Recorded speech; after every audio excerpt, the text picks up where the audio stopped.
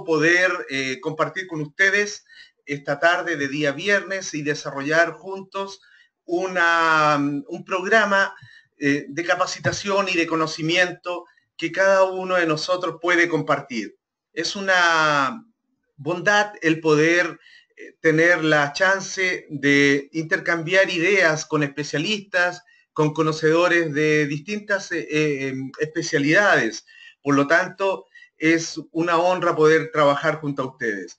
Amigos míos, en esta ocasión voy a tener la oportunidad de dirigir personalmente este webinar, en donde voy a exponer uno de los temas en donde tengo algo de conocimiento y expertise, y ahí es donde me gustaría también intercambiar con ustedes vuestras inquietudes, conocimientos, y también que pudiésemos desarrollar preguntas.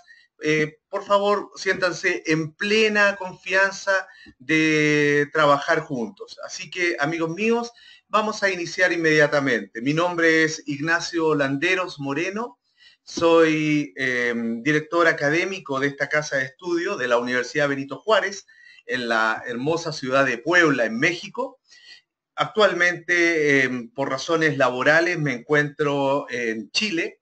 Soy chileno de nacionalidad y bueno, la temática que les voy a comentar está muy direccionada en el ámbito del medio ambiente, el desarrollo técnico de una de las especialidades ambientales que son relevantes.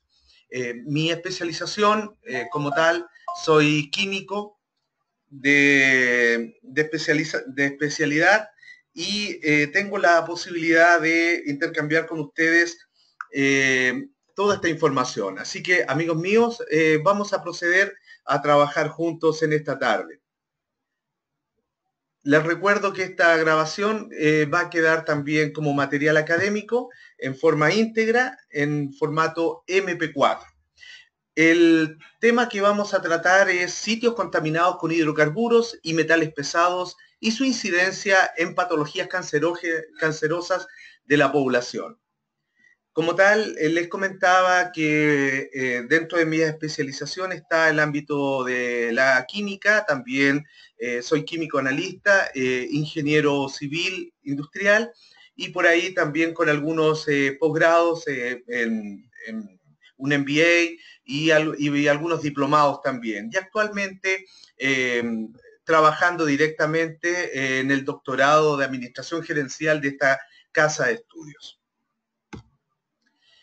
Algo de lo que vamos a tratar en esta sesión, básicamente vamos a hacer una suerte de popurrí de distintas temáticas, dado que las primeras, básicamente lo que se refiere a gestión de sitios contaminados como tal, ya había sido tocada en otro webinar anteriormente, también por mi persona. Voy a dar énfasis a otro de los puntos para ir avanzando con ustedes. Básicamente me refiero a la gestión de sitios contaminados. Vamos a hablar acerca de los sondajes, cómo se realizan esto, los pozos de monitoreo también de agua subterránea, que tienen mucho que decir respecto a el grado de contaminación. Los efectos de los sitios con presencia de contaminantes, cómo se van comportando, cómo se desarrolla un sistema de gestión nacional de estos sitios contaminados. Vamos a tratar algo también acerca de la política nacional para la gestión de estos sitios, la determinación analítica, cuantitativa de la contaminación de distintos analitos. Luego entraremos en el análisis de riesgo, que es básicamente el Risk Based Corrective Action, que es conocido por todas las personas que estamos en el mundo ambiental, cariñosamente conocido como el REBECA. También vamos a tratar sobre la remediación propiamente tal de un sitio contaminado, y luego entramos en materia directamente a hablar, por ejemplo, de la naturaleza de los residuos, los efectos de los metales pesados mineros básicamente en el cuerpo, cómo migran estos contaminantes en una región, y también cómo se van generando tasas de mortalidad de cáncer a nivel regional, y también cómo se desarrollan estas patologías cancerosas en la población a nivel regional. Vamos a tratar todas esas temáticas en esta sesión y que me gustaría poder compartir junto a ustedes. Básicamente, la gestión de un sitio contaminado tiene mucho que ver con la experiencia, básicamente, en el desarrollo de muestreos y análisis químicos ambientales. Es fundamental la expertise en el campo propiamente tal, en estar en donde ocurren los incidentes ambientales, y hay que tener ese conocimiento, esa confluencia entre el ámbito de la química propiamente tal, pero también en el mundo del terreno. Todos sabemos que es muy distinto estar en terreno que estar en el laboratorio o en una oficina propiamente tal. Luego, también es fundamental la interacción con los laboratorios acreditados de naturaleza ISO 17025, que se acreditan los parámetros propiamente tal. Y todos estos análisis están bajo ciertos decretos y normas, básicamente la Environmental Protection Agency, la EPA o la STM, que confluyen más de tipo europeo. Ahí aparecen una diversidad de metodologías que luego las puedo tratar o si ustedes quieren consultar, encantado les puedo responder. Algunos antecedentes, ¿cómo se ve un sitio contaminado? ¿Cómo se provoca un sitio? Bueno, ahí tenemos, por ejemplo, un estanque de almacenamiento de combustible subterráneo de una gran empresa, y se fracturó y comenzó a generar la migración del contaminante al subsuelo y posteriormente a las napas subterráneas. Ahí se puede apreciar la forma como se contamina, la forma como se observa el analito orgánico, en este caso, sobre una matriz, que en este caso sería el agua subterránea. Que el nivel freático, dicho sea de paso, en este caso, se encuentra a nivel casi superficial. Está la cota del espejo de agua propiamente tal, se encontraba no más allá de 2 metros de profundidad. Por lo tanto, era muy necesario realizar esta inspección. Pero esta inspección, si ustedes observan, es de tipo invasiva, dado que se ha generado una suerte de calicata, extracción del estanque, y luego también ha generado la migración total del analito contaminante que estaba ahí. Fue muy maltratada esta contaminación, dado que no se tomaron las medidas de resguardo de evitar la migración de contaminantes en esta empresa. Y debo rememorar que alrededor de esta empresa habían poblaciones, conjuntos habitacionales, y dentro de ello también grupos de críticos como niños principalmente y adultos mayores. Luego, ahí aparece, por ejemplo, algunas extracciones también de muestras en el desierto, la forma de tomar muestras a través del sondaje de sitios contaminados con un sistema denominado Windows Sample, o también el sistema Auger, que en el fondo nos permite ir tomando muestras imperturbadas de suelo en distintas latitudes. Es bien interesante esta metodología, pero ya ha sido tratada anteriormente en otros webinars, así que solamente puedo indicar que es una metodología aceptada por la USAEPA, donde cada estrato es tomado en forma imperturbada, se conserva muy bien la muestra, pero tiene algunos inconvenientes, principalmente cuando se tratan de muestras que están en suelo, pero son muestras con compuestos orgánicos volátiles principalmente. Ahí hay que tener bastante cuidado con estos lugares. Por ejemplo, aparece ahí una estación de combustible donde se puede perfectamente tomar muestras de suelo y subsuelo a través de este sistema, y fácilmente la estación de combustible sigue operando sin ningún inconveniente. También es necesario en ocasiones realizar la instalación de pozos de monitoreo de agua subterránea, con la finalidad principal de obtener información de primera línea a través de esta estructura, dado que nos permite conocer cómo está la migración del contaminante en la matriz agua. Y eso también es fundamental, dado que nos va a permitir conocer la tasa de migración del contaminante y eventualmente cuánto tiempo va a tomar hasta que éste puede ser transfundido o migrado hacia otros grupos de interés y que sean complejos en este caso, conjuntos habitacionales o niños, por ejemplo. Y ahí en este caso la instalación de pozos de monitoreo cobra una relevancia importante. Los sitios contaminados o con presencia de contaminantes tienen algunos efectos que son fundamentales de mencionar. Tenemos el riesgo para la salud humana, naturalmente, riesgo de contaminación de las aguas, como lo hemos mencionado, algún riesgo físico y también riesgo de naturaleza indirecta, donde a través de migraciones vamos generando entonces riesgos que a veces no están contemplados.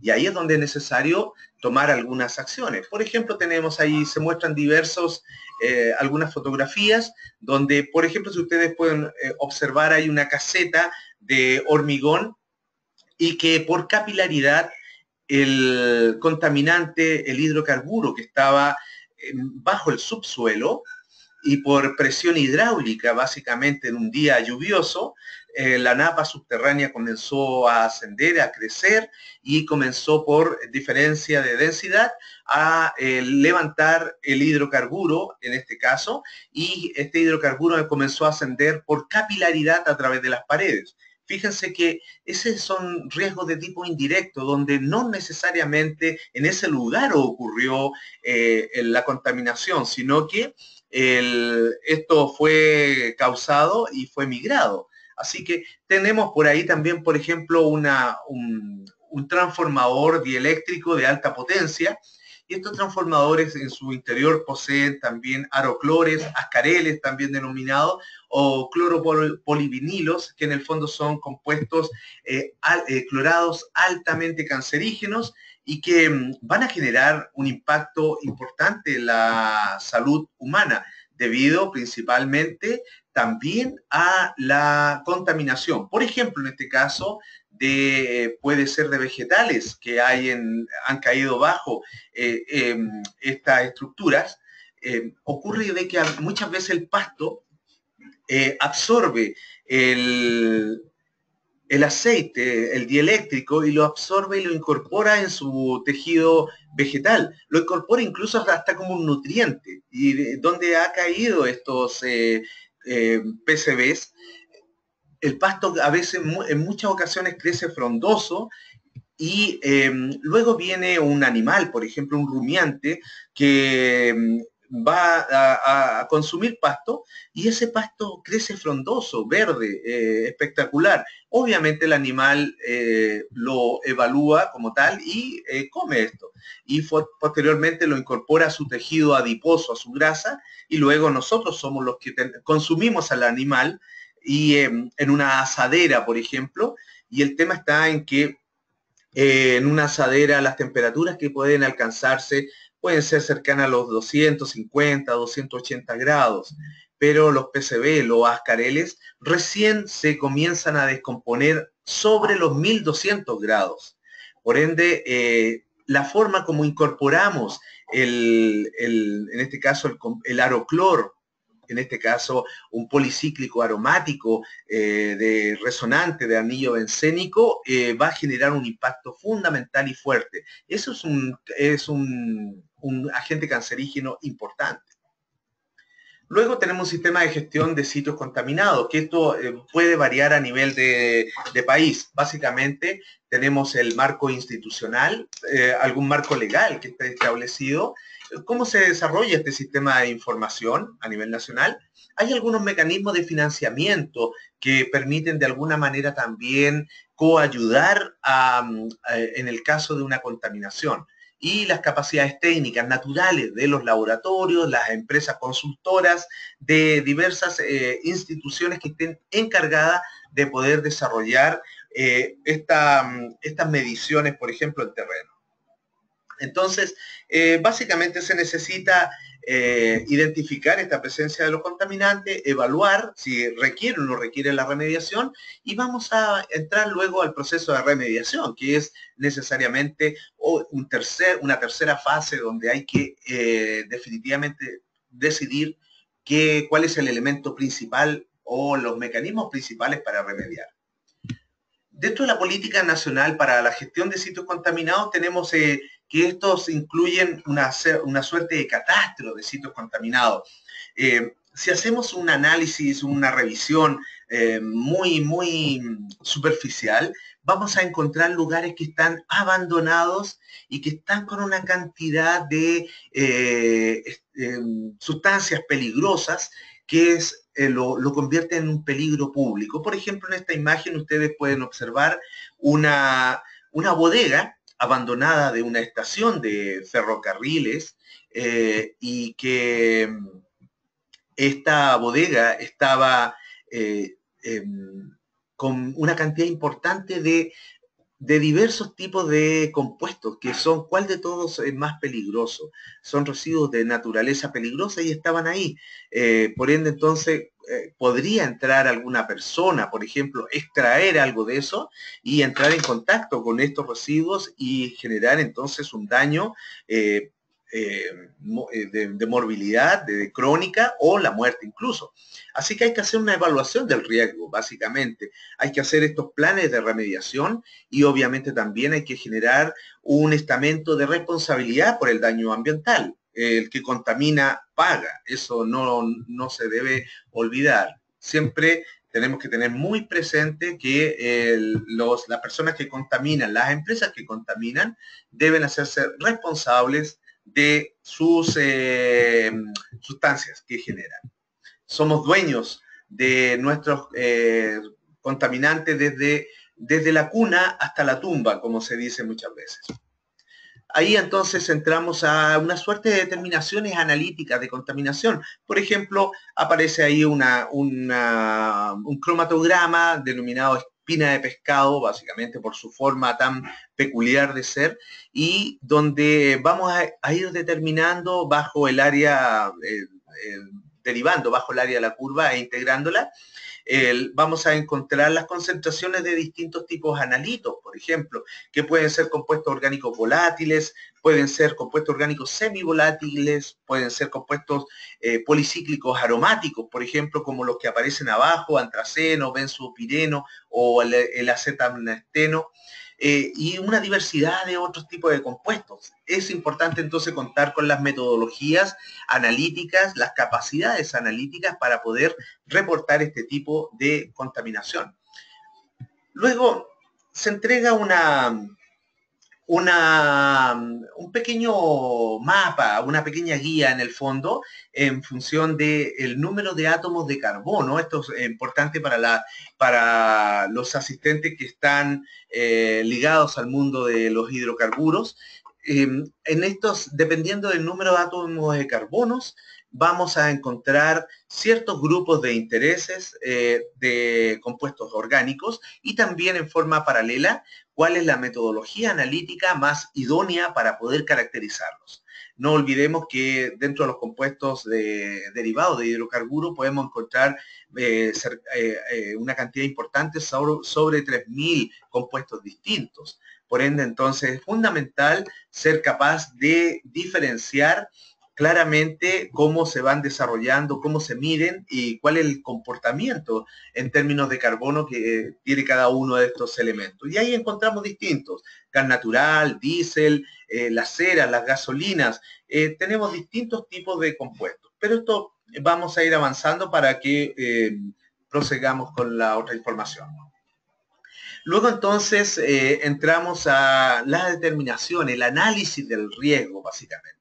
Hemos tomado la muestra, por otro lado hemos derivado esta muestra a un laboratorio acreditado ISO 17025 para determinación de distintos analitos y bueno, lo fundamental es que ahí entramos en un proceso ya netamente de evaluación del riesgo.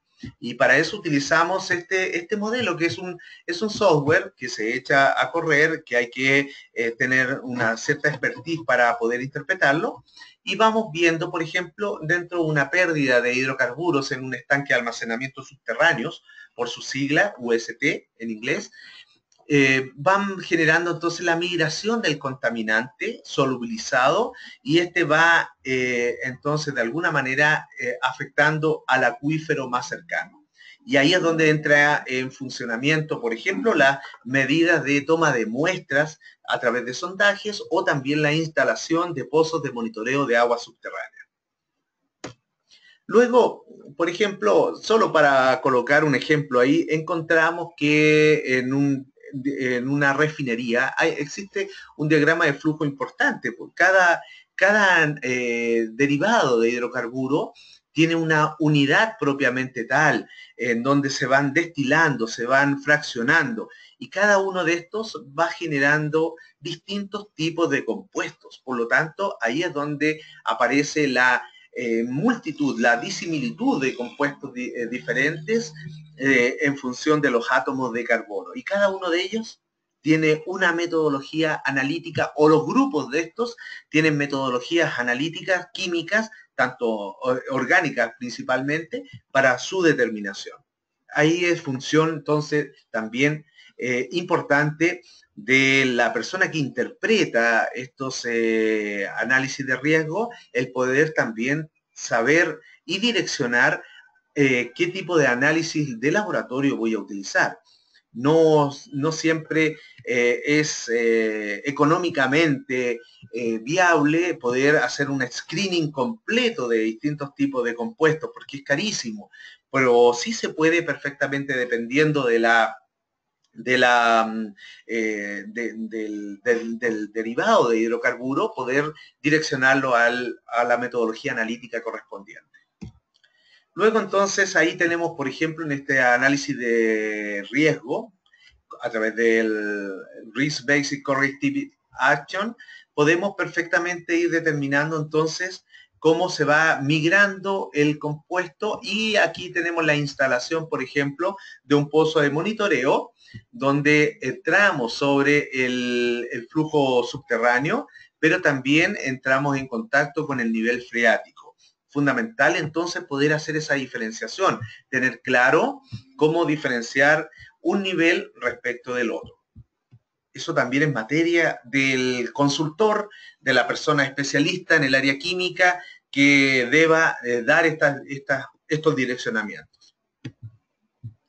Luego, ahí aparece una serie de equipamientos que los he colocado para que ustedes también compartirlos con ustedes.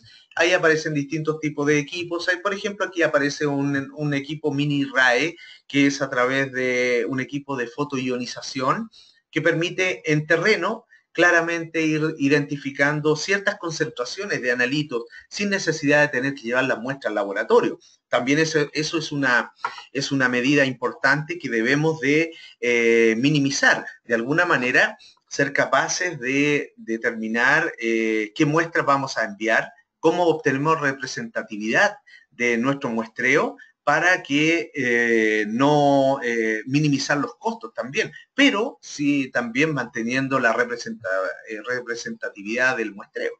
Ahí tenemos entonces determinaciones diversas. Ahí aparece también incluso un cromatógrafo gaseoso o con detector masa, que también en ocasiones se necesita. Este análisis de Rebeca, cuando entramos ya a considerar el riesgo, cómo este influye sobre el cuerpo humano, vamos a encontrar que existen rutas de exposición, básicamente a nivel de ingestión, el contacto dérmico, la inhalación de esto. Cada una de estas potenciales vías de exposición tiene una relevancia importante, y cada una es fundamental dependiendo del tipo de analito con el que nos encontremos. Entonces, este sistema de riesgo, finalmente, entonces lo que uno utiliza es a través de ciertos parámetros donde se intersecta información como datos de la fuente, por ejemplo, información hidrogeológica, información orográfica del lugar, edafología del suelo, determinaciones, por ejemplo, de flujo de agua subterránea, etcétera, vamos incluyendo entonces esta información, la vamos alimentando. A veces se requieren algunos parámetros fundamentales como la conductividad, la porosidad, la permeabilidad del suelo, la gradiente hidráulica, la profundidad del acuífero. Por ejemplo, la diversidad, dispersividad vertical, por ejemplo, que tenemos muchas veces, y todo se aúna y se coloca entonces en este sistema para finalmente obtener un resultado, que es la determinación básicamente de una indagación o acercamiento del riesgo que tenemos con ciertos elementos contaminantes. Y ahí aparece, por ejemplo, algo que es muy interesante. Tenemos, por ejemplo, cómo se ha provocado un pozo de monitoreo donde se ha generado la migración de un estanque. Este es un caso real, donde se generó entonces la destrucción de un estanque de almacenamiento subterráneo. Se desarrolla este sistema de análisis de riesgo y vamos determinando cuánto tiempo demora en expandir la pluma de contaminación, tanto a nivel de subsuelo como también a nivel de acuífero. Entonces, es fundamental determinación de esto, y en este caso el benceno. El benceno está considerado también uno de los compuestos de clase A1 en términos de generación potencial de cáncer, por lo tanto, fundamental poder determinarlo. Y ahí tenemos algunas curvas de correlación en concentración versus tiempo, donde vamos determinando cómo se migra el contaminante a lo largo de los años. Y ahí tenemos, por ejemplo, la evolución de esta pluma de benceno. Por ejemplo, ocurrió el incidente en julio del año 2013 y a junio del año 2015 encontramos cómo migró el contaminante. Y luego, en diciembre del año 2015, es decir, el año pasado, encontramos cómo ya se ha ido, se solubilizó el contaminante en el acuífero y ya no lo encontramos. Entonces, probablemente ese agente contaminante migró hacia otra zona. Por ende, entonces, ahí es donde cobra relevancia el poder también desarrollar una correcta estrategia de muestreo. Finalmente, cuando ya tenemos todo esto determinado, tenemos la posibilidad de generar entonces una fase 3, que es la remediación de un sitio contaminado. Y para ello hay múltiples opciones, las cuales no vale la pena en este momento mencionar porque no es el foco de este webinar, pero tenemos remediaciones que son de tipo in situ y otras ex situ, donde ahí cada una de ellas va a depender en función del tipo de analito contaminante o el más peligroso que se ha caracterizado, el poder entonces decidir cuál es la correcta forma de remediar. Así que es bien interesante el poder decidir correctamente, y para eso entonces es donde se aplican diversas técnicas. Bien, luego vamos a entrar en materia relacionada. Y está, por ejemplo, en este caso de los residuos de naturaleza minera. Ahí tenemos diversas faenas mineras, tanto extractivas como ya también otras de purificación o de obtención del metal, básicamente la metalurgia propiamente tal, pero ahí vamos a encontrar diversos tipos de contaminantes. Por ejemplo, aquí tenemos aguas ácidas que están migrando sobre un acuífero superficial y está generando ese color café tan característico que tiene esto.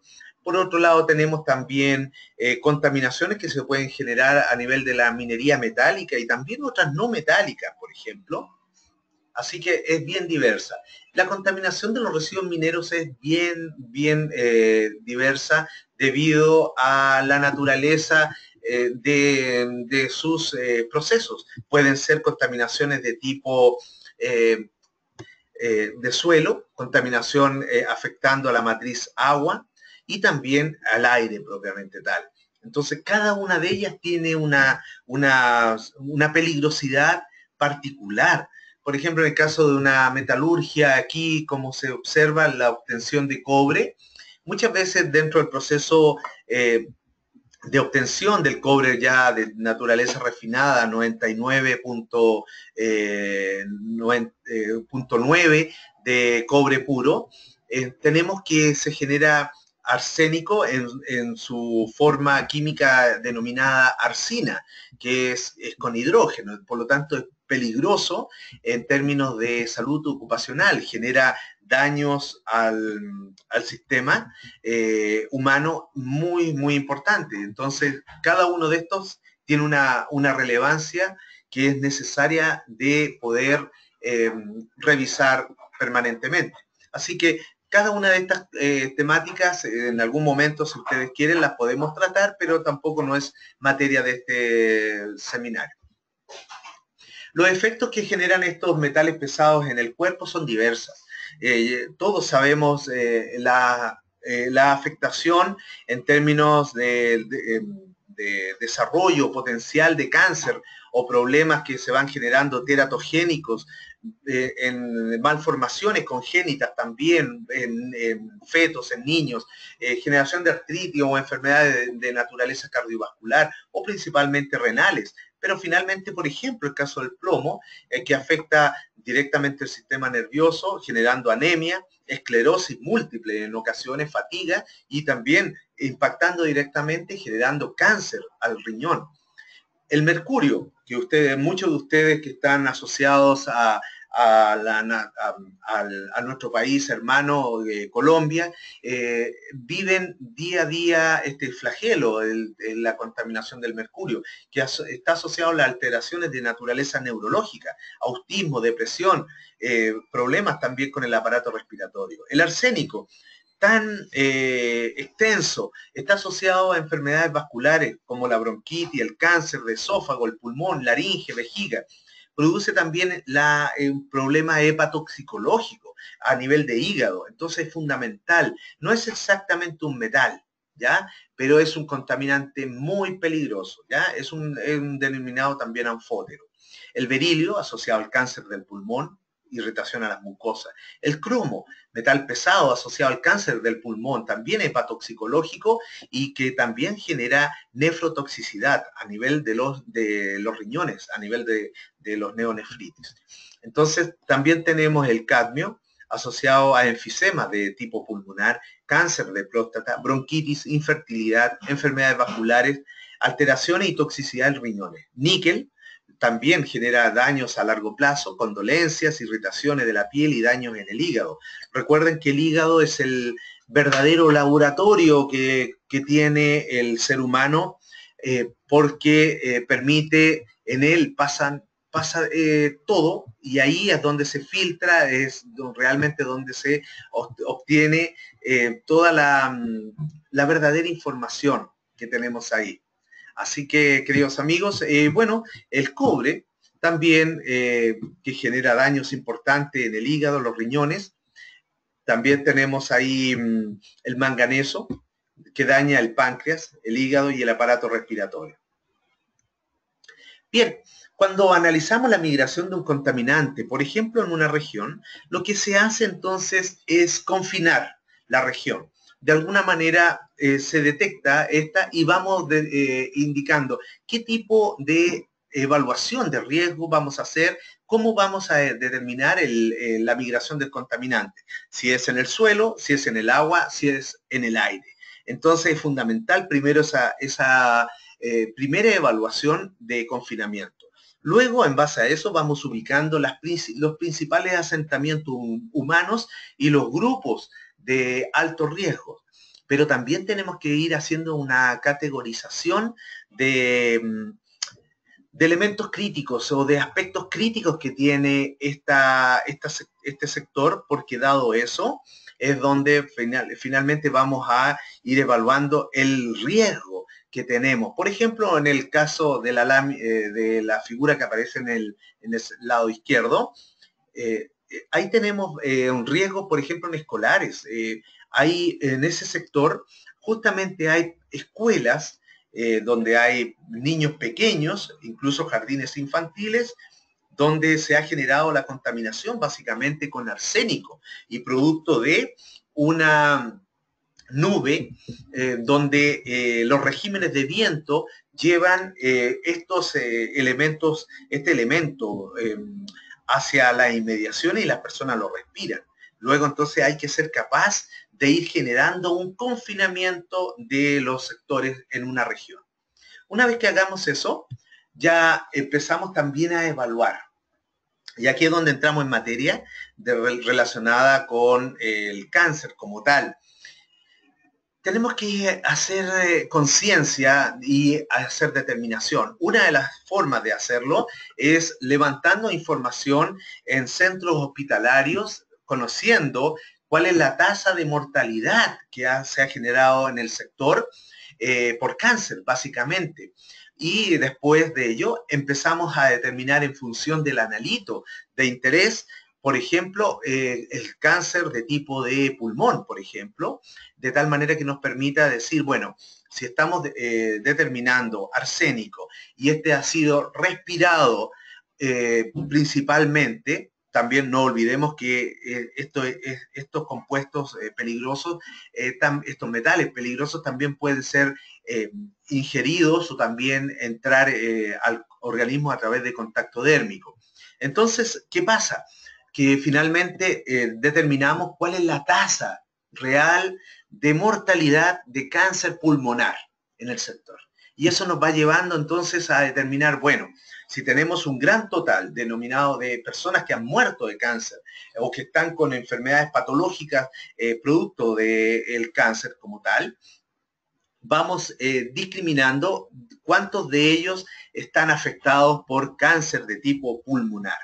Y esto tiene una razón de ser, que ya la vamos a explicar más adelante. Luego, veamos qué pasa, por ejemplo, con el cáncer gástrico. En el mismo sector, vamos viendo cómo se va generando ese cáncer. Ya conozcamos que si es cáncer gástrico, bueno, entonces vamos determinando esta persona que se enfermó, que está con esta patología, obtuvo el cáncer principalmente a través de una ingesta de algo. Entonces vamos discriminando. Eso nos permite de alguna manera ir determinando claramente cómo vamos conociendo quién es el agente causante de esta contaminación. Por ejemplo, tenemos cáncer de próstata, que también es fundamental de poder dirimir y determinar para llegar a dilucidar de a dónde proviene.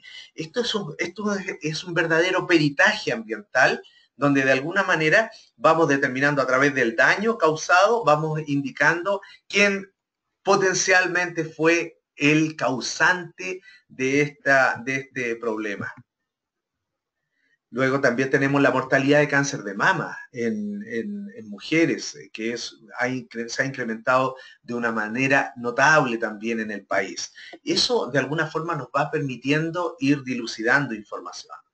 Hay algunas patologías, algunos órganos afectados que es importante de mencionar.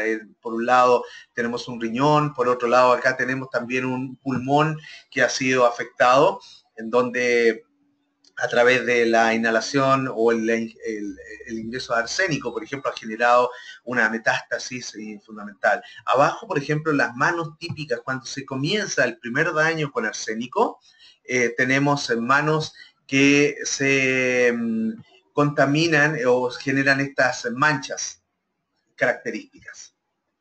Bueno, ocurre en Chile una situación bien particular, y aquí me detengo un minuto, dado que al país le cuesta aproximadamente, a Chile particularmente, le cuesta cerca de 2.000 millones de dólares cada año el cáncer.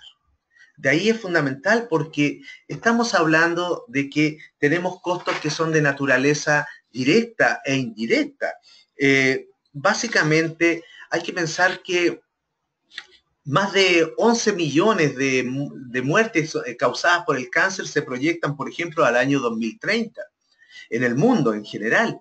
Esta enfermedad es la primera causa de fallecimiento a nivel global y la segunda causa de decesos, por ejemplo, en la Unión Europea. Chile en rigor no se ha quedado atrás en estas desalentadoras cifras, por así llamarlas, dado que esta patología se ha transformado en la segunda causa de muerte después de las enfermedades cardiovasculares. Solo en el año 2008, por ejemplo, más de 22.000 personas perdieron la vida en el país como tal, producto de daños o males oncológicos. No existe, para esta patología, no existe a nivel nacional una política de salud integral que aborde la problemática en todas sus dimensiones. Y ahí es donde entonces hay un espacio, hay un forado que nadie se responsabiliza de eso, y eso es fundamental de poder plantearlo. En rigor, si nosotros reconocemos con humildad que el cáncer de alguna manera a nosotros se está convirtiendo de alguna forma en una forma de morir, dado que no es una enfermedad, es una enfermedad que no podemos enfrentarla como un mal infeccioso, sino que es una forma de morir directamente, derechamente. Entonces, es importante generar un equilibrio entre la lucha contra la enfermedad, la dignidad, por ejemplo, el trabajo, e incluso hasta el buen morir, en la perspectiva que de alguna forma debemos de perseguir. ¿Cómo enfrentamos este flagelo? Es fundamental también porque las personas muchas veces que padecen esta enfermedad, cáncer, de distintas formas, eh, tienen que tener el pleno conocimiento de lo que le está ocurriendo. Muchas veces por intentar paliar un poco la pena, la tristeza, se lo ocultamos. Pero en rigor tenemos que ser capaces de comunicar esto. Pero hay que generar prevención fundamentalmente. Se invierte muy poco en prevención sobre la enfermedad, y a nivel de empresas se hacen acercamientos de prevención, pero no son las más óptimas. Hay que generar de alguna manera, mayor control sobre la migración de estos contaminantes. Entonces, es importante no llevar esto a la ligereza, ni sesgarse como tal, ni querer ser ambientalistas puros, sino que ser lógicos y tratar de entender esto. Piensen solamente que en general el cáncer en Chile, por ejemplo, particularmente en Chile, las mujeres generan daños oncológicos en sus mamas, en la vesícula y el estómago incluso. Los hombres a nivel de estómago, próstata y pulmones. Incluso más, se da la situación particular que en Chile tenemos una predisposición genética a generar cáncer. Así que, y cuando analizamos un poco las cifras, en Chile, por ejemplo, más o menos cuesta, para poder entender esto, 2.000 millones de dólares cada año la atención. Dentro de ellos, de esos 2.000 millones, son cerca de 800.000 millones de dólares anuales que están destinados solamente a considerar los costos de tipo indirecto, por ejemplo. Pero, ¿y qué pasa con los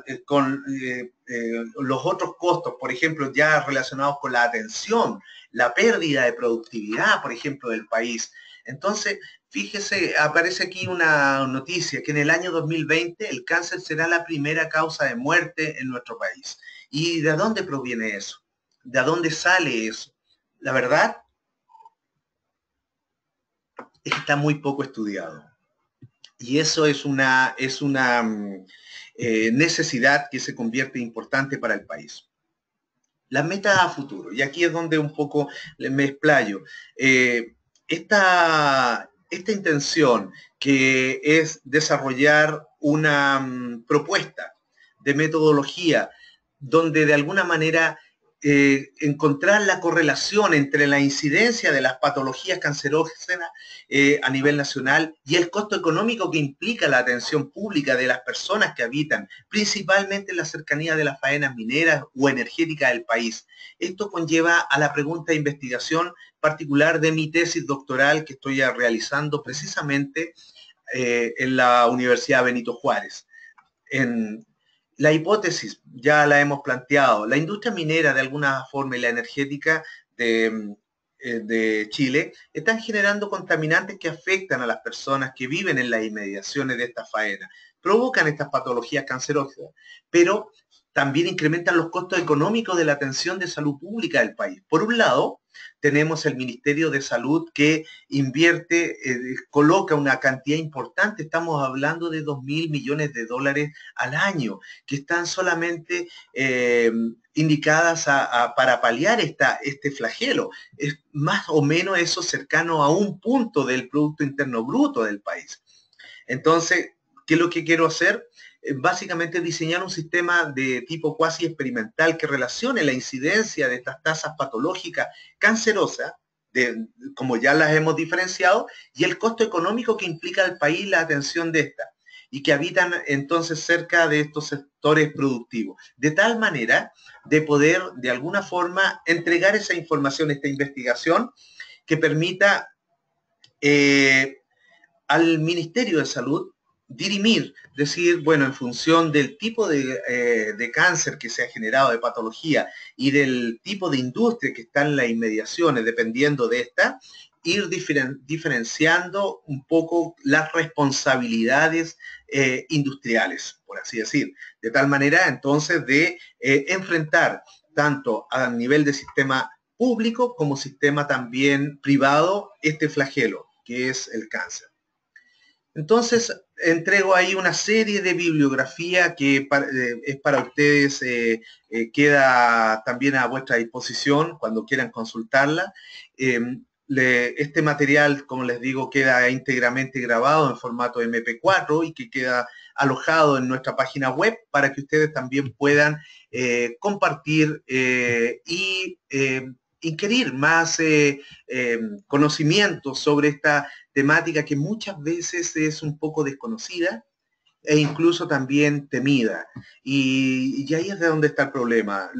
Cuando se le teme, de alguna manera intentamos no asumir esta responsabilidad, tanto a nivel de empresa como también a nivel del sistema público. Y ahí está lo perentorio. Somos nosotros, las personas, los académicos, las personas del área de la empresa privada, pero también las personas inquietas, las que tenemos la necesidad, la obligación de tener que generar nuevos conocimientos, impactar a nuestra sociedad con información de primera línea y que permita también tomar decisiones.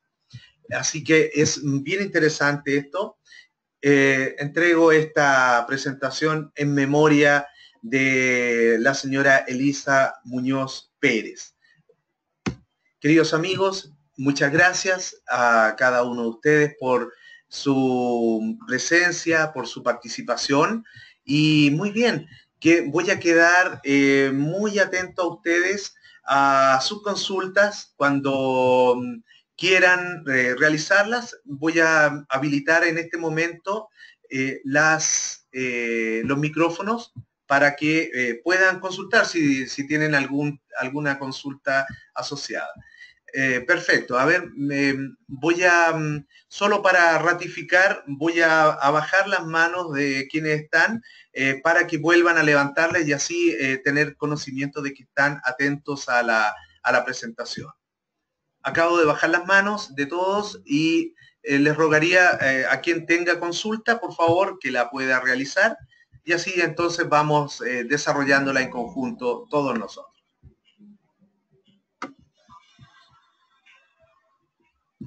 Si hay alguna pregunta, encantado.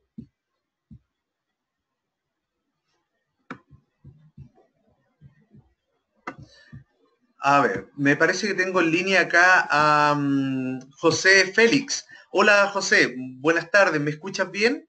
¿Estás con tu micrófono habilitado? Aló, ¿me escucha? Perfectamente, José. ¿Desde dónde me llamas? Guayaquil, Ecuador. Excelente, preciosa ciudad, ¿no? Magnífica, hay un sol muy radiante ahorita. Ah, qué Primeramente, envidia. felicitaciones por estos cursos y es magnífico. Una inquietud, sería como inquietud, más no como pregunta. ¿Qué está haciendo su país, su estado, en cuanto a las afectaciones que causan todas las petroleras? Es una buena pregunta, José. La verdad es que como Estado es muy poco lo que estamos haciendo. Básicamente estamos más direccionados o atendidos bajo las instrucciones de las corporaciones o políticas internacionales que traen las corporaciones. Más no hay mecanismos claros y concretos donde de alguna manera se pueda fiscalizar estos daños. Me explico un poco. Ha ocurrido que hemos tenido sitios de contaminación donde las petroleras han estado. Básicamente Chile no es un país petrolero. Aproximadamente solo producimos cerca del 5% del petróleo que podríamos, de la energía a través del derivado de petróleo que utilizamos. El resto todo lo importamos. Por lo tanto, pero sí las compañías digamos, de combustibles, de gasoil, por ejemplo, de diésel, ellos sí han estado acá en el país y ellos sí han generado en varias ocasiones daños importantes. Y cuando llega el momento de tener que hacer la evaluación de la responsabilidad y del daño ambiental generado, las compañías en ocasiones no generan presencia inmediata. Hay que entrar a evaluar, a hacer este peritaje que permita determinar realmente quién es el causante o responsable de esta contaminación. No es mucho más, querido José. No sé cómo es el caso, cómo estás tú allá en Ecuador respecto a este tema.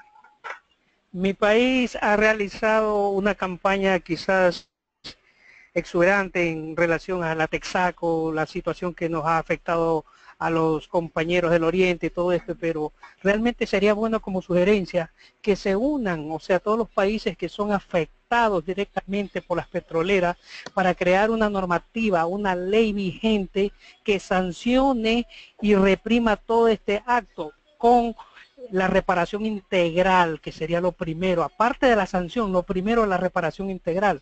Es una sugerencia que queda abierta para que en este caso ustedes como estos expositores y de estos seminarios importantes sean suficientemente elocuentes para que la transmitan y hagan conciencia a cada uno de eso.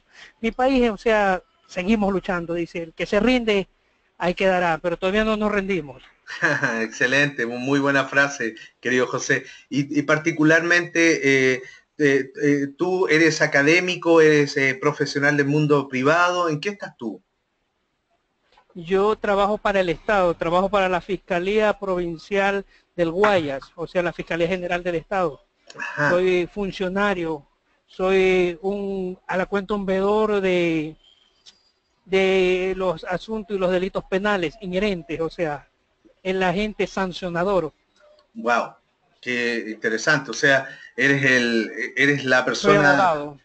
abogado, claro, eres la persona que hay que tener, hay que temer ahí, ¿no? Algo así no tanto, pero con mano firme y transparencia absoluta. Qué bien, me parece muy bien. Te agradezco. Muchas gracias por tu comentario. Muy interesante.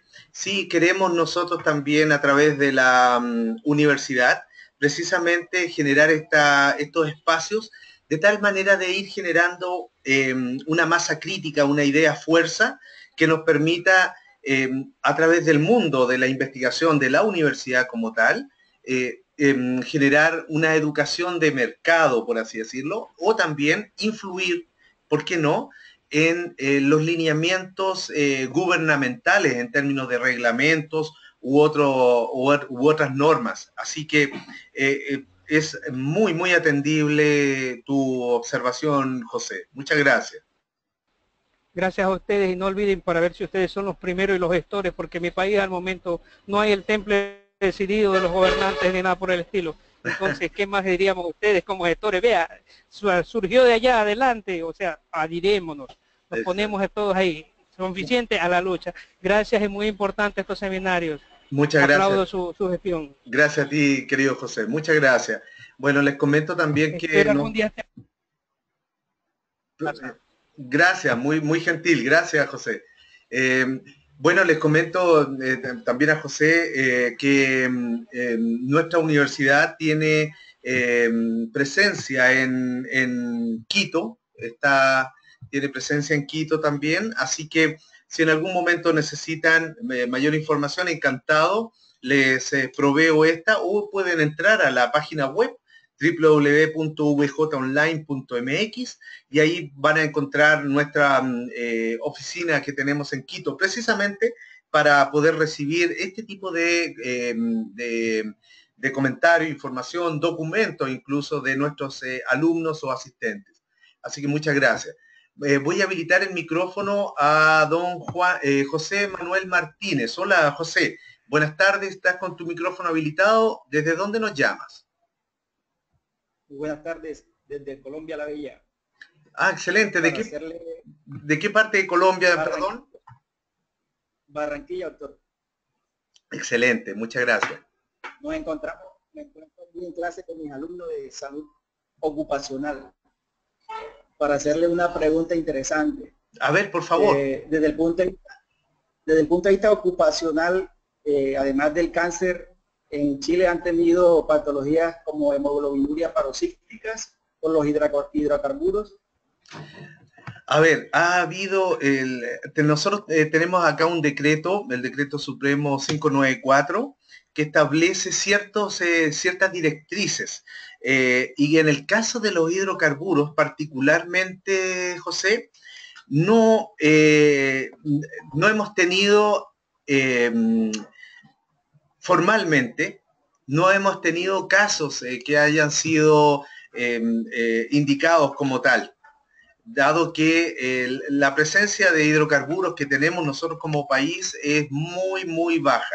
Básicamente lo que obtenemos es el hidrocarburo refinado y cuando está refinado llega hasta los estanques de almacenamiento subterráneo y hasta ahí se ha cortado la información. Si ha ocurrido, lo desconozco.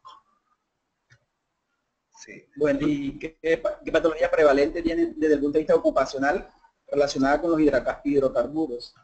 Básicamente, uno de los principales problemas que tenemos se refiere a los compuestos orgánicos volátiles de bajo peso molecular, hasta carbono 6, básicamente, de anillo bencénico. En estaciones de servicio de combustible se han indicado problemas que están relacionados a confinamiento de gases y patologías relacionadas con cefaleas.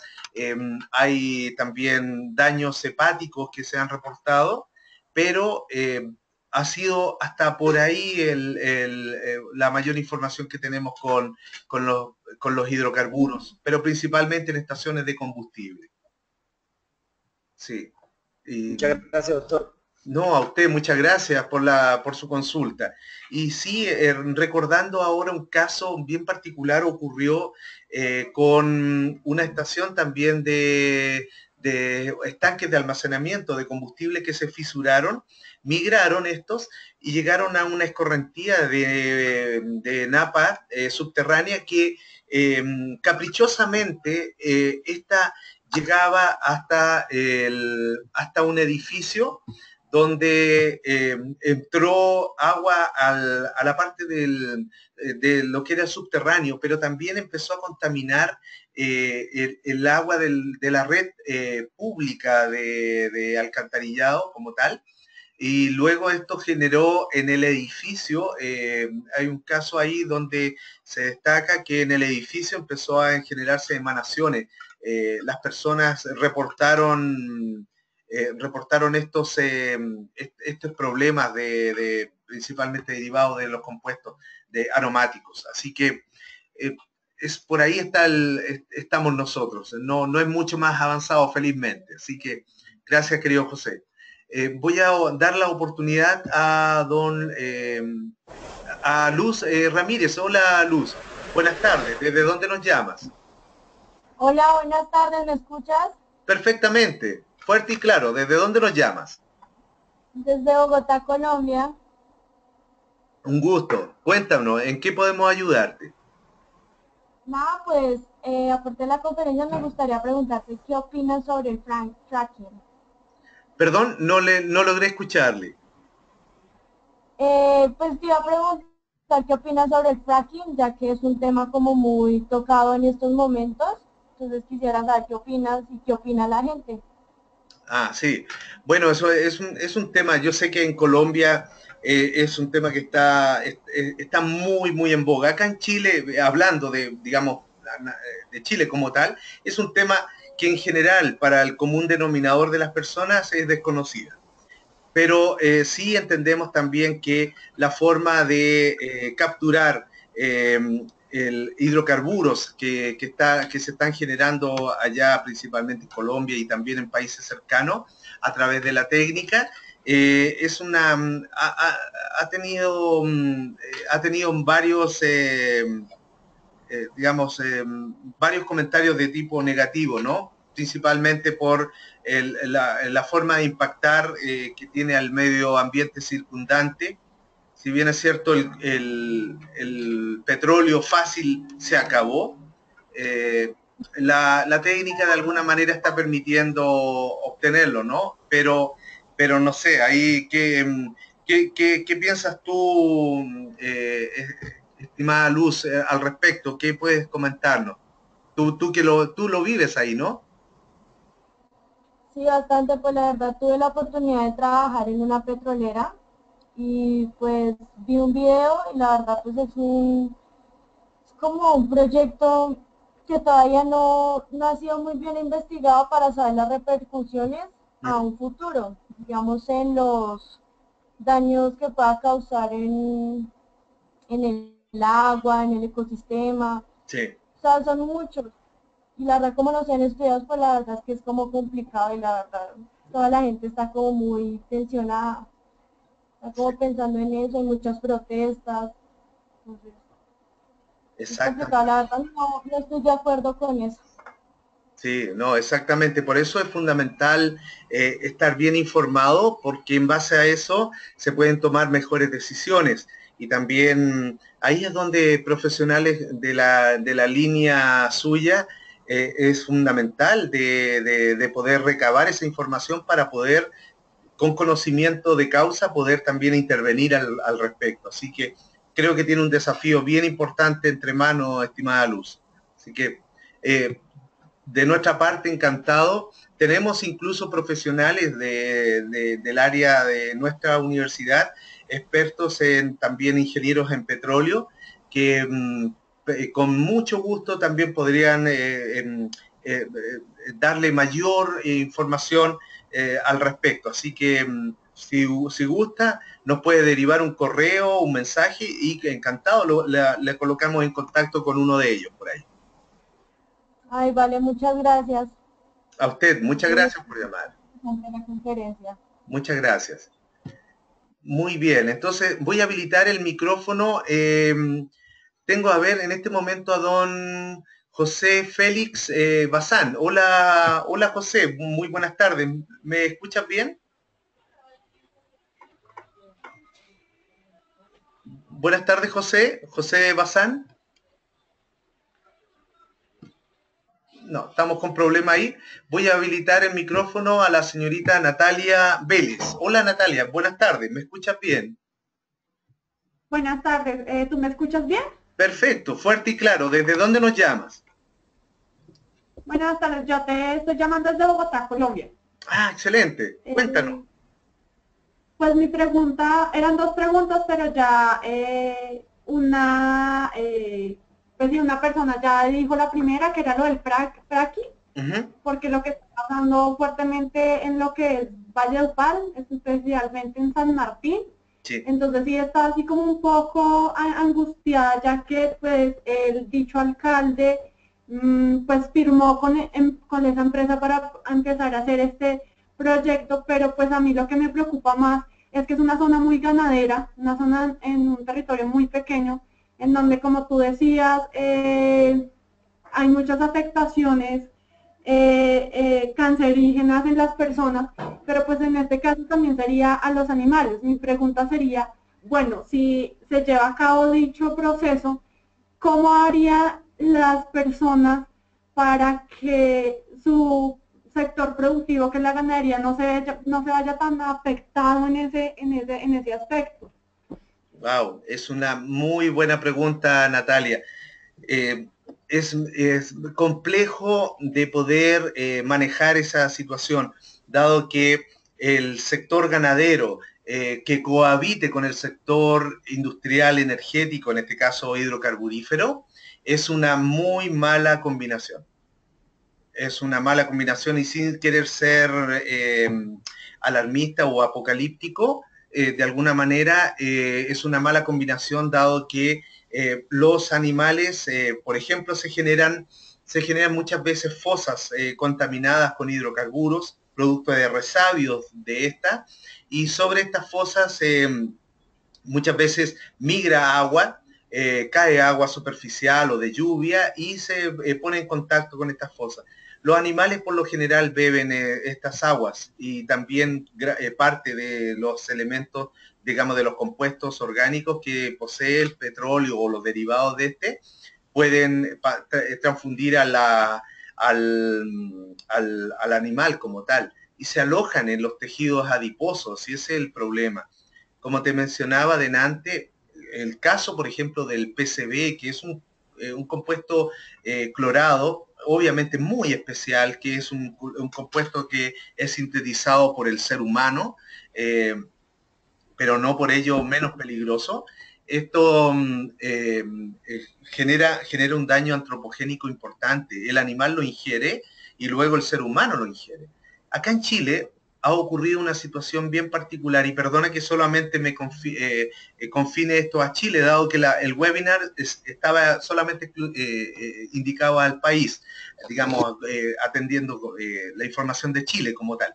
Pero en Chile hay una región muy particular que es la séptima región, la región del Maule, donde se ha dado la situación que hemos encontrado que en esa región puntual los índices de cáncer, básicamente de estómago, particularmente estómago, e hígado también, se han incrementado exponencialmente comparado con otras regiones del país. Chile tiene 15 regiones y esa región en particular es la que ha tenido los índices mayores.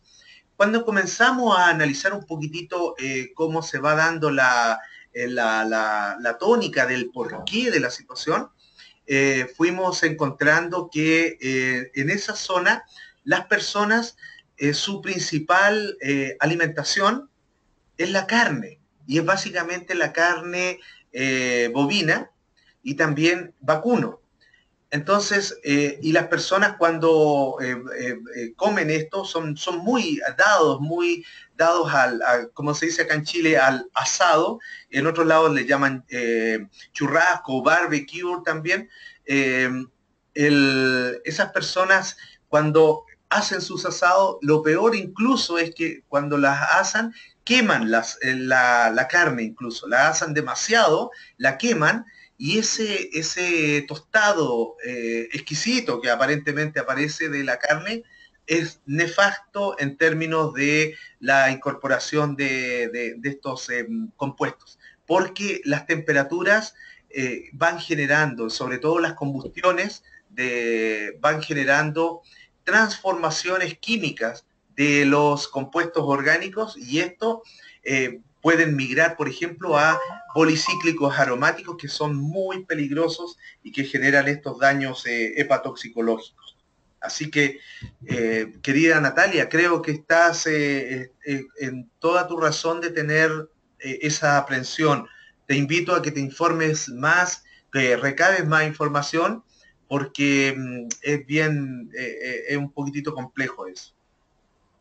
Muchas gracias. Muy amable. A ti, muchas gracias por tu consulta. Encantado. Cuando necesites también más información, encantado, nuestra universidad te la puede proveer, así como estos sistemas de información gratuita que tenemos, también podemos ayudarte en otras temáticas. Bien, entonces, a ver, tenemos acá en línea a don Julio Antonio Estrada. Voy a habilitar el micrófono. Hola Julio, buenas tardes. ¿Estás con tu micrófono habilitado? Correcto, sí. ¿Me Hola. escuchan? Te escuchamos bien, Julio. ¿Desde dónde nos llamas? Desde Cartagena, Colombia. Ah, hermosa ciudad. Idílica. Sí, claro. Qué bien. Bueno, quisiera hacer una consulta. Encantado. ¿Existe alguna política internacional que penalice a estas industrias que realizan este tipo de contaminación? Ya que en nuestro país, Colombia, desafortunadamente las leyes son un poco flexibles, o quizás no existe ese tipo de investigación, esa rigurosidad en la parte penal. Gracias.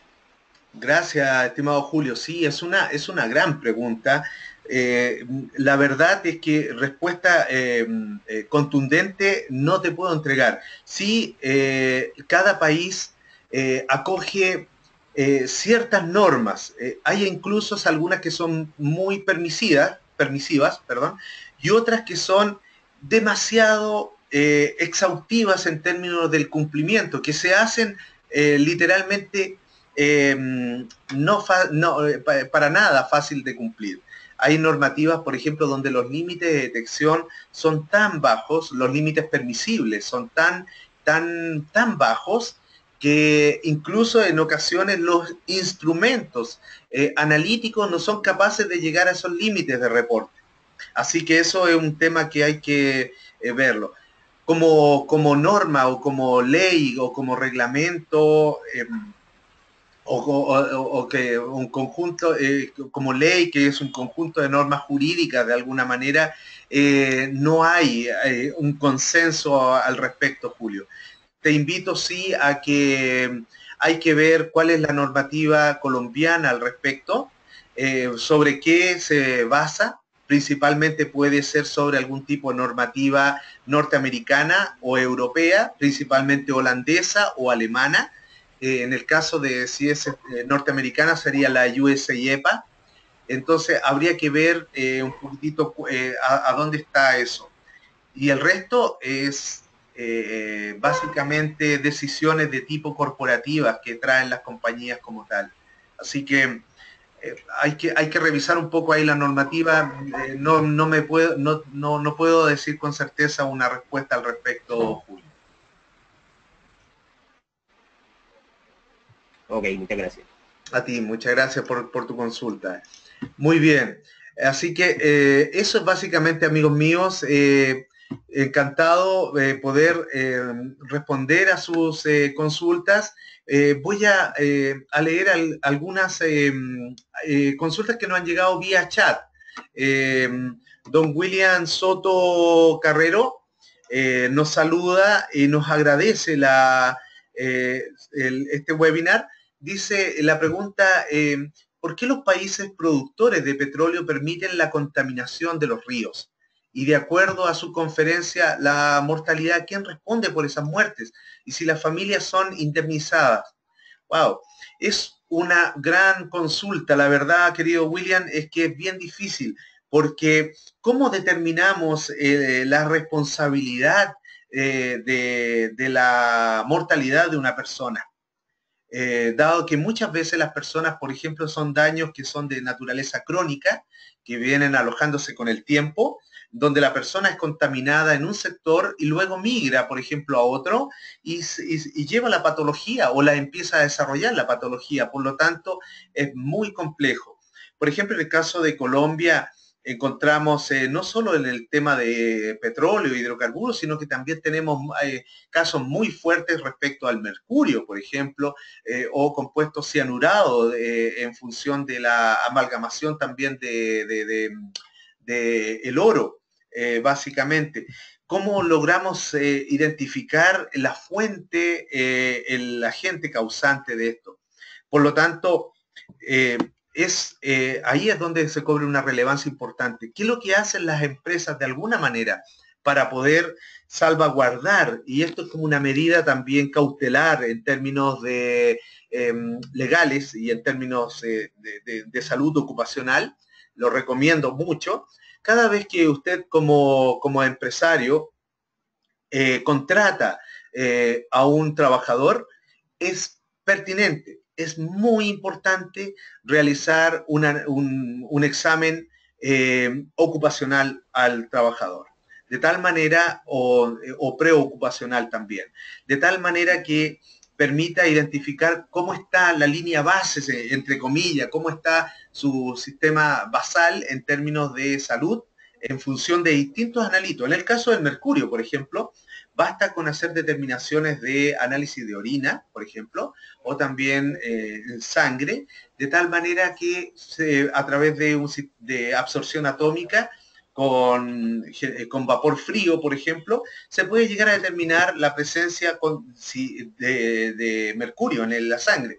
Luego ya determino si el trabajador viene con una cierta concentración de mercurio, se lo tengo que evidenciar al trabajador, decirle, ¿sabes qué? Tú estás en estas condiciones, tu salud está peligrando, o si y ahí tomar la decisión si es que se contrata o no. Denunciar, es importante también denunciar una situación como esa, ser solidario con el futuro candidato a trabajador, para que de alguna manera él vaya hacia atrás y diga, bueno, mira, saben que yo el año pasado o hace 2 años atrás trabajé en tal empresa. Por ende, entonces, de alguna forma me solidarizo con el trabajador, pero también realizo un peritaje, ayudándole a realizar un peritaje para encontrar el verdadero causante del daño que ha acontecido en el trabajador. Es bien importante tomar esa salvaguarda, porque de lo contrario, uno es responsable de la salud de su trabajador. Así que la recomendación es que lo puedan implementar ustedes. Don Jorge Iván Velázquez plantea, ¿qué tan eficaz puede ser la biorremediación para tratar hidrocarburos en suelo? Bueno, la biorremediación es bastante adecuada, genera también baja considerable de ciertos compuestos, pero va a depender mucho de la naturaleza del hidrocarburo. Va a depender mucho de el estado en que se encuentre este compuesto como tal. De tal manera que la biorremediación nos va a permitir generar entonces una buena recuperación. Por ejemplo, los hidrocarburos en ocasiones se llevan a fase de hidrocarburos totales de petróleo, pero de fases de menor contaminación. Así que eso, bueno, va a depender mucho de la naturaleza del hidrocarburo. Por otro lado, tengo también la pregunta, a ver, claro, aquí don Freddy Llerena en Cuenca, Oriente, en Colombia, dice, en Colombia, Ecuador, Perú, el fracking no tiene problema alguna para el medio ambiente. Qué interesante el aporte, querido Freddy. Ya que la profundidad, claro, y es cierto eso, la profundidad de los pozos se encuentra a un promedio de 9.000 pies, por lo que todos los acuíferos se encuentran muy arriba de los yacimientos, por lo que no existe afectación alguna.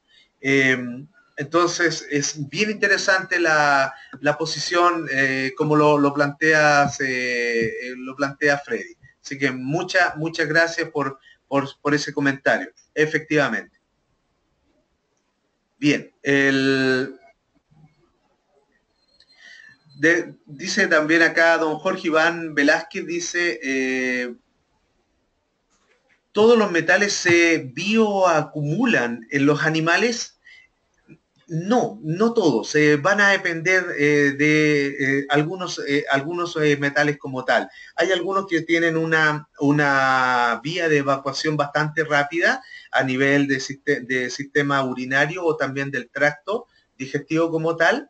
Los rumiantes como tal, por ejemplo, con 3 estómagos, son capaces de generar también una separación importante. Como son grandes consumidores de pasto, el pasto de alguna manera también actúa como un filtro natural, tipo macrófita, que permite la absorción y la adsorción con D y absorción con B también de ciertos metales. Por lo tanto, no todos se bioacumulan.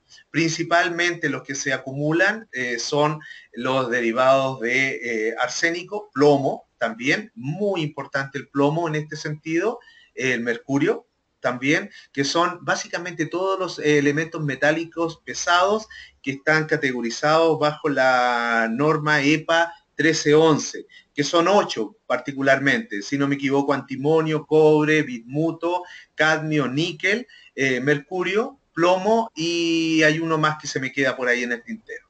Así que no todos se bioacumulan, excepto los que acabo de mencionar, más el octavo que no me acuerdo en este momento, estimado Jorge.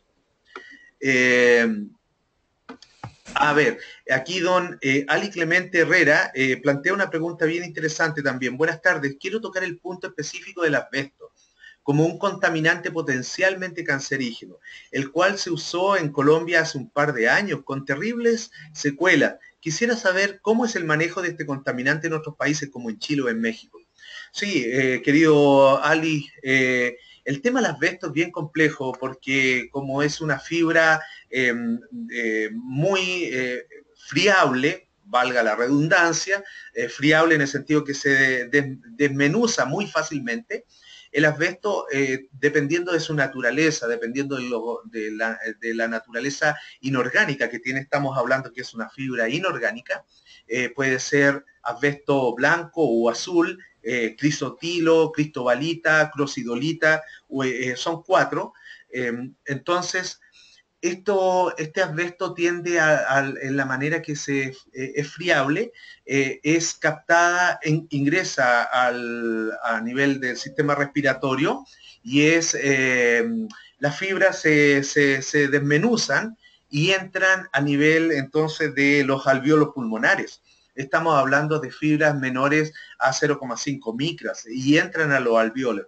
Cuando entran a los alvéolos se incrustan derechamente los alvéolos pulmonares, donde se genera el intercambio gaseoso, básicamente, con la sangre. Estamos hablando del sistema de intercambio de gases con tipo homeostasis. Entonces, ¿qué pasa? Que las células actúan con exageración y proliferan mayor cantidad de células en ese sector. Finalmente las células comienzan a envolver esta fibra apestosa que se ha incrustado en el alvéolo y genera entonces también un crecimiento excesivo celular. Luego entonces esto va generando entonces muerte y destrucción del aparato respiratorio, donde va literalmente quedando obsoleto. Las personas comienzan a tener una muerte lenta, muy, muy, muy compleja. ¿Qué pasa con el caso de esto? El caso del asbesto en Chile y en México ha sido tratado porque han habido compañías que han sido productoras de esta. El asbesto se dejó de producir, si no me equivoco, hasta el año 99. Luego que se descubrió que era muy, muy complejo el amianto, asbesto, se construía todo. La techumbre, el alcantarillado también se genera con asbesto, el material aislante se genera con asbesto, y todo eso fue generando un daño importante y con el tiempo se fue determinando. Ha aparecido reglamentos donde se ha prohibido el uso de asbesto y se ha cambiado por otro tipo de material de producción. Así que Eso básicamente, el asbesto está siendo bien manejado, digamos, entre comillas. Hay todo un manejo de desmantelamiento de techumbres, por ejemplo. Las personas no pueden desmantelar sus casas o los colegios, que incluso tenían techos de asbesto, no pueden desmantelar sin antes pedir una autorización al servicio de salud pertinente e indicar cuál es el plan de manejo de desmantelamiento.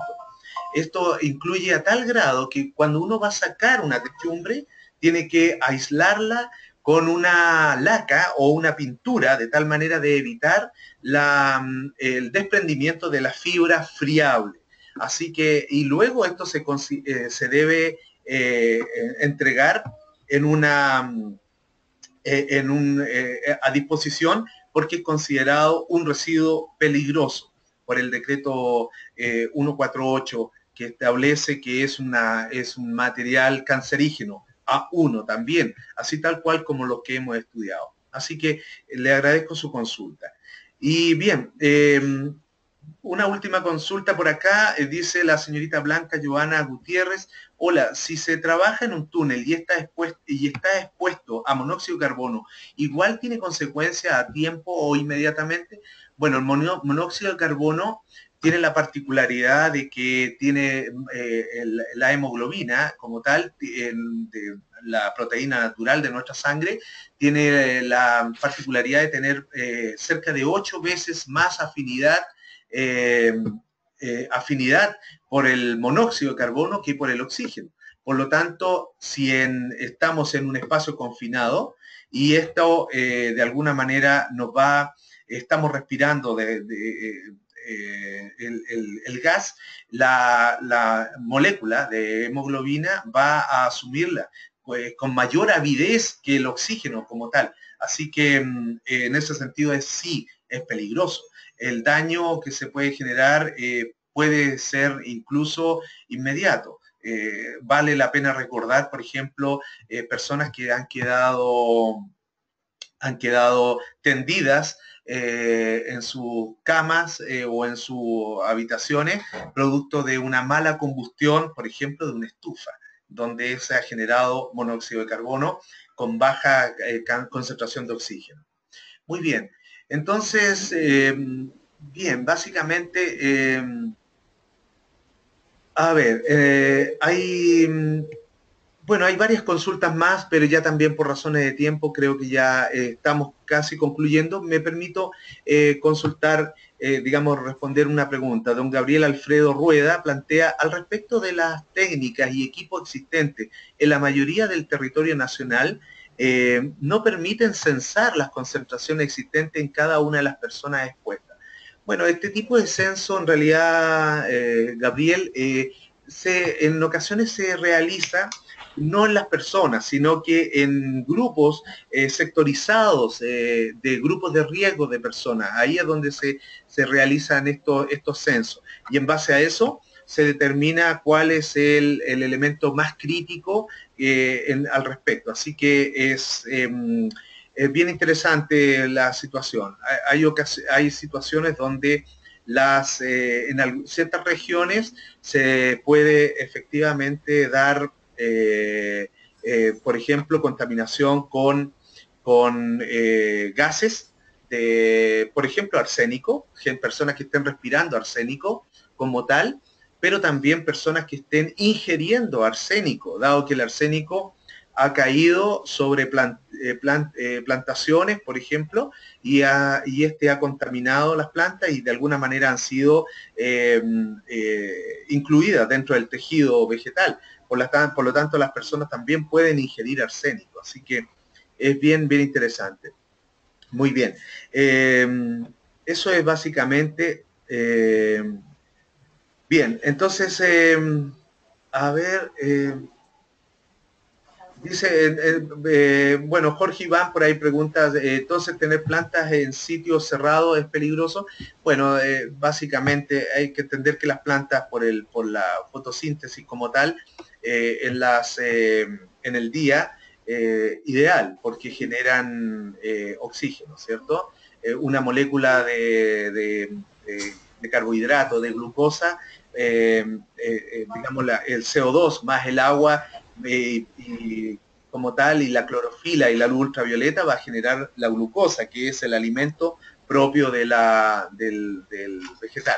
En la noche ocurre el sistema al revés. Al revés, en el sentido de que en vez de generar oxígeno, lo que genera es CO2. Por lo tanto, de alguna manera nos va dejando sin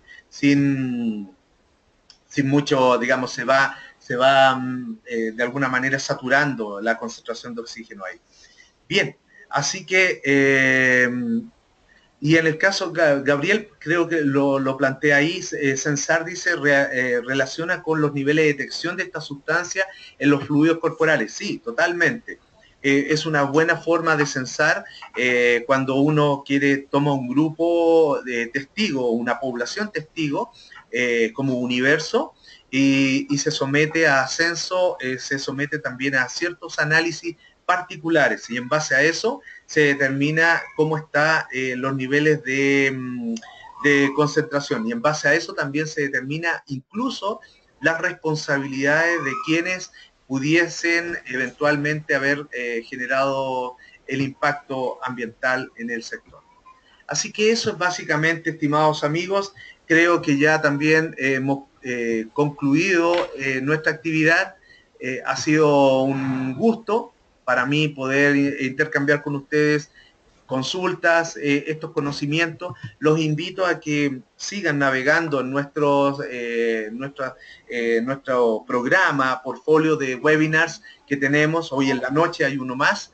Y eso básicamente para que ustedes puedan seguir informándose y estudiando.